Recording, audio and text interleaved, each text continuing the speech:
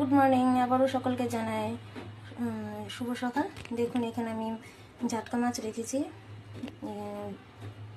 এখানে কেটে ধুয়ে এখানে সাজিয়ে রেখেছি।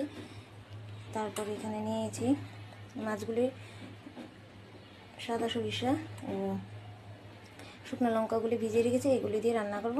তাহলে এগুলো পেস্ট করে নিই, তাহলে দেখতে থাকুন। আর আমার সঙ্গে এখানে পেস্ট করে নিয়ে এসেছি, মাছের উপর দিয়ে মেখে নেব।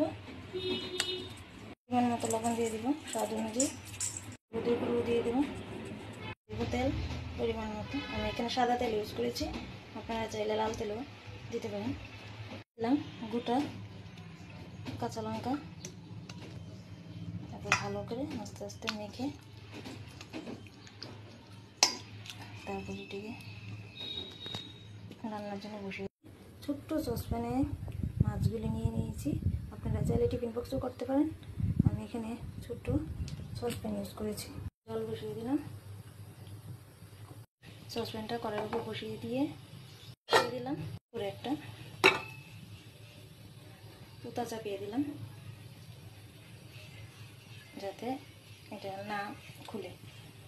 আপনারা কে কীরকমভাবে এই মাছগুলি রান্না করেন অবশ্যই কমেন্ট করে জানাবেন। তাহলে দেখতে থাকুন আর আমার এইদিকে মাছগুলি হতে থাকুক, তারপরে আসছি আবার। এবার ঢাকনাটা খুলে নিই, এবার দেখি কেমন হয়েছে। এই দেখুন